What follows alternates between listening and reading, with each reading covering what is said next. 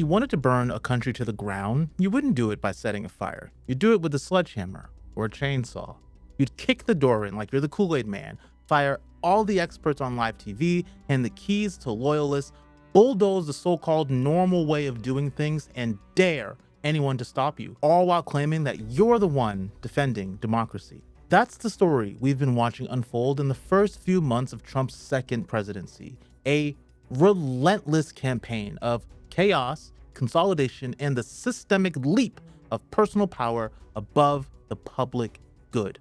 And when you step back and look at what's happening, you can see the blueprint emerge. Step 1, fire the experts. Step 2, hand the power to loyalists.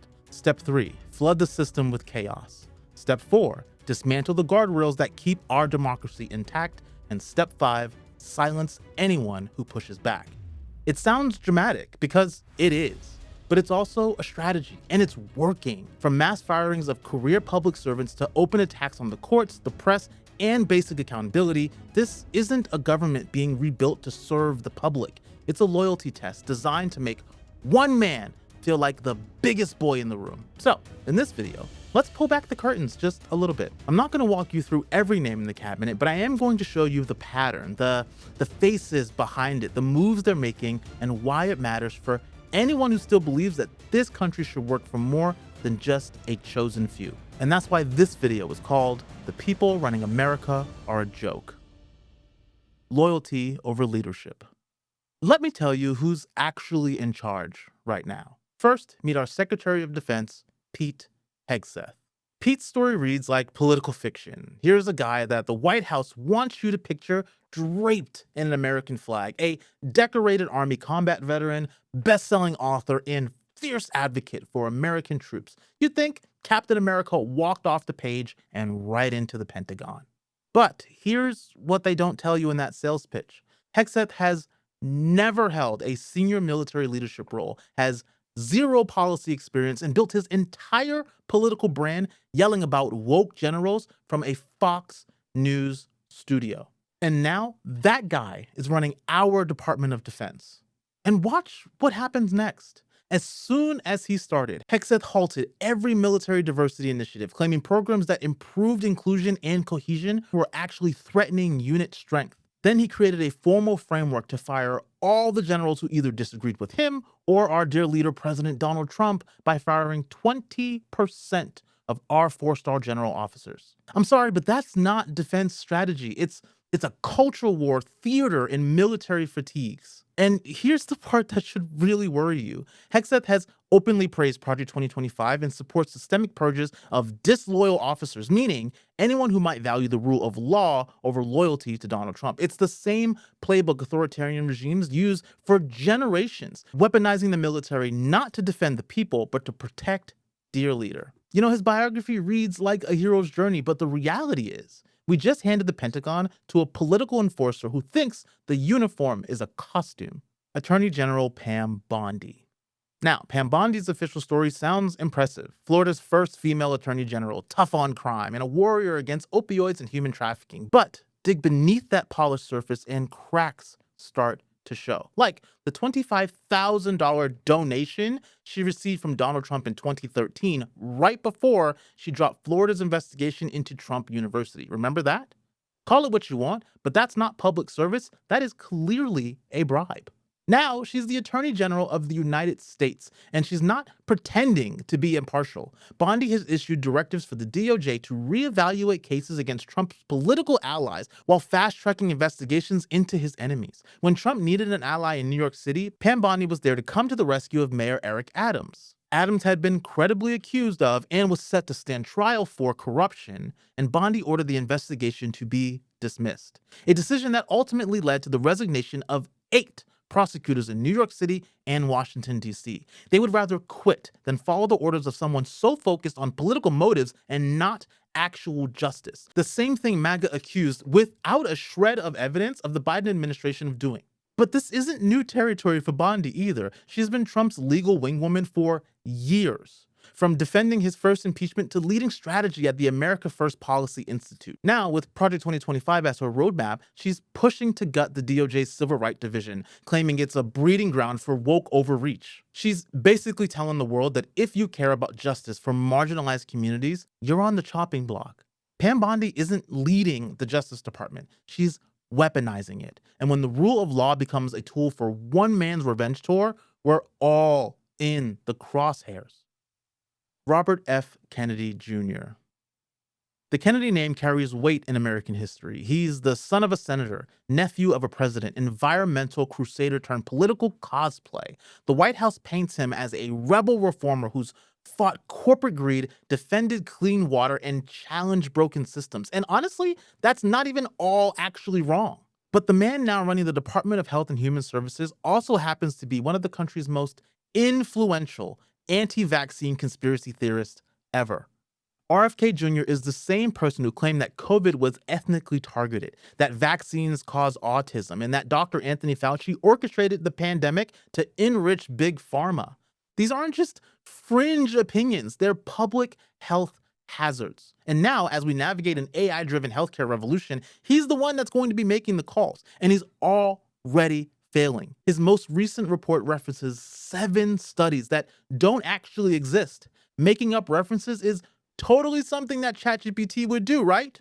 I noticed investigation found that the Hallmark Maha Commission report that was released last week cites studies that appear to not exist. We know that because in part we reached out to some of the listed authors who said that they didn't write the studies cited. So I want to ask, does the White House have confidence that the information coming from HHS can be trusted? Yes, we have complete confidence in Secretary Kennedy and his team at HHS. I understand there were some formatting issues with the Maha report that are being addressed, and the report will be updated. Can you talk about what tools or research goes into production of these kinds of reports? For instance, is it AI that's used to put together these reports now?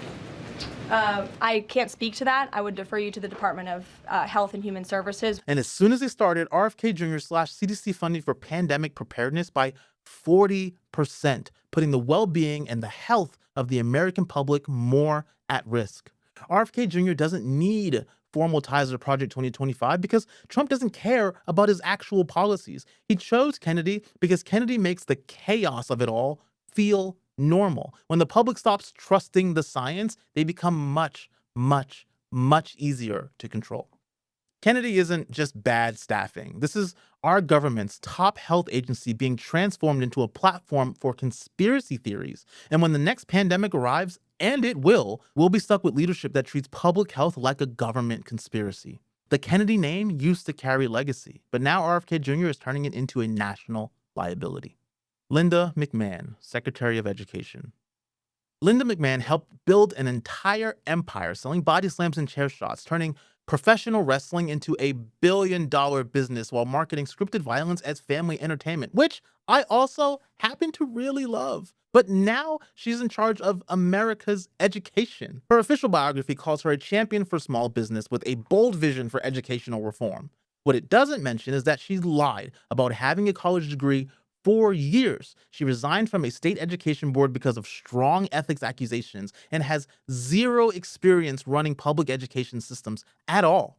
McMahon's $1.6 billion cut to programs intended to help more poor and minority students get into college was seen by many in Congress as one of the many missteps by her, with Republican Congressman Mike Simpson calling it one of the most effective programs in the federal government. And McMahon has championed Project 2025's initiative to eliminate critical race theory from classrooms, a term her office still can't actually define, but has weaponized anyway. The goal isn't educational clarity, it's intellectual censorship designed to indoctrinate rather than educate the American public. For someone who spent her entire career selling make-believe, which again is something that I love in the WWE, she's now rewriting reality in ways that will haunt us for decades. Howard Lutnick, Secretary of Commerce.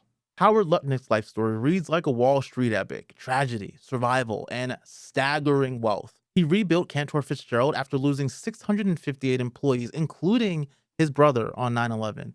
He launched relief funds, he gave generously, and he earned public praise. That chapter of his story is truly heroic. But in the decades since, Lutnick didn't just rebuild a business, he built a machine, a sprawling financial empire that had to pay over $50 million in federal fines for money laundering violations, illegal gambling operations, and deals so ethically questionable they made headlines. He called them accounting errors, which sounds a lot like what his boss said before he was found guilty of 34 felony counts.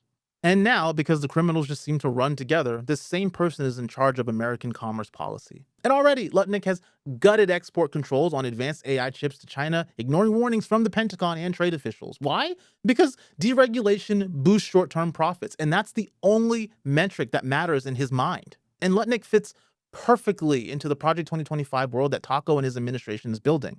Lutnick is the man Taco can count on to transform public trust into private profit, because again, it's always about the money. So when you hear speeches about the American innovation and global competitiveness, remember who's actually writing the checks. Lutnick isn't here to build a fair economy. He's here to rig the game and cash out before anyone realizes the tables have been tilted.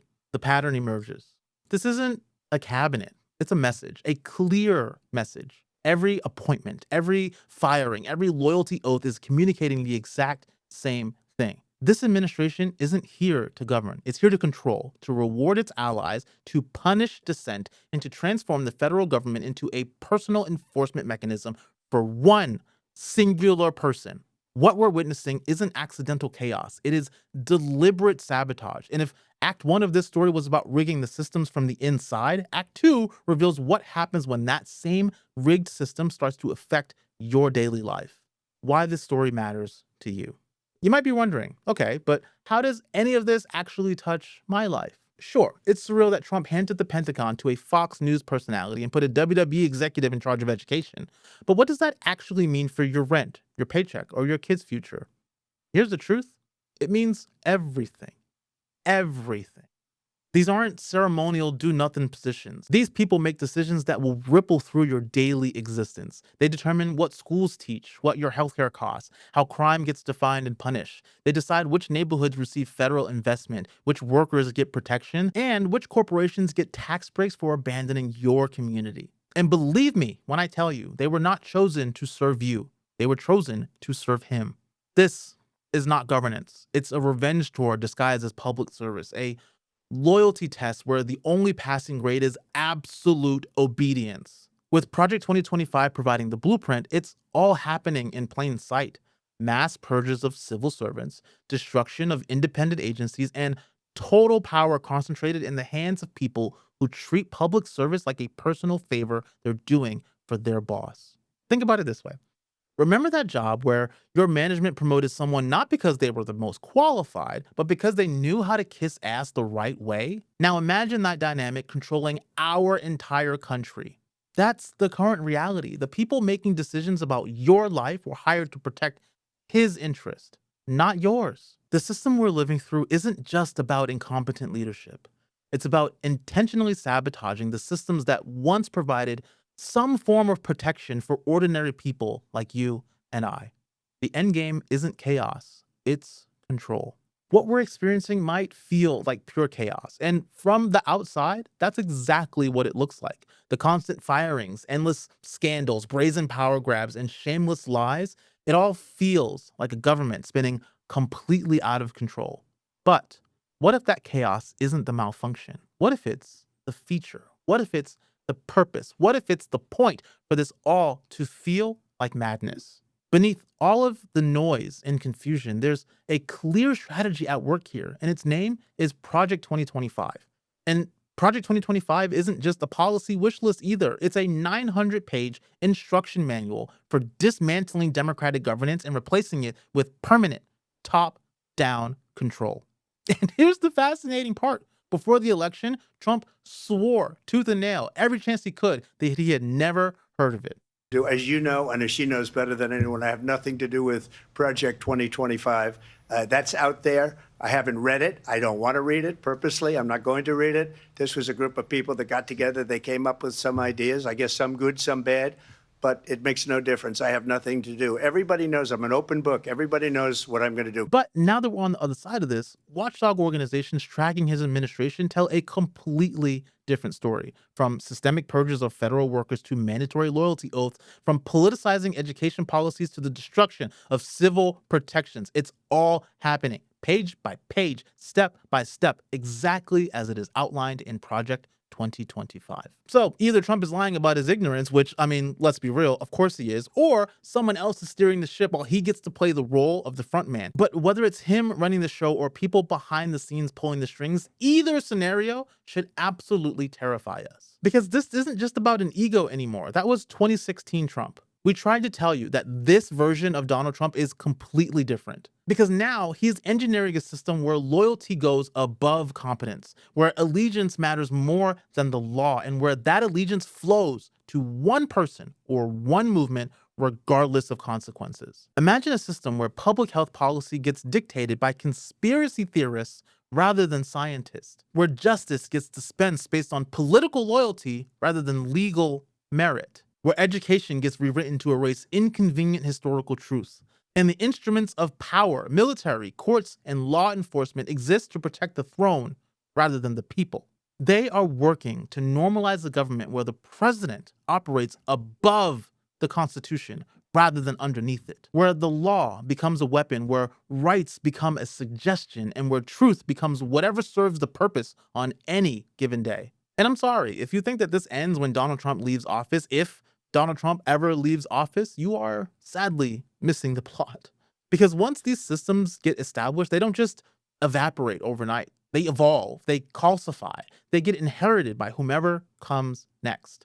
And that's the real endgame here. Not just another 4-year term, but a generational transformation. One where cruelty becomes policy, where democratic norms become museum pieces, and where power flows permanently upward towards a single small group of loyalists. And if it all feels overwhelming, that's intentional. They're counting on your exhaustion, your cynicism, your assumption that nothing you do matters anyways.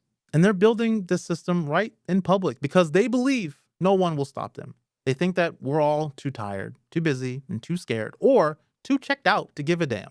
They are betting on our silence. We are in the process of the Second American Revolution, which will remain bloodless if the left allows it to be. But here's something that they don't want you to remember. This isn't just about Donald Trump. It's about the next 30 years of American life. It's about what kind of country the next generation of Americans get to inherit. And if we want that inheritance to be something better than a rigged game run by grifters and authoritarians, it won't happen by waiting for heroes to come and save us. It'll happen because we refuse to stay quiet while government built on revenge and greed rewrote the rules to protect itself. The end game here is not chaos.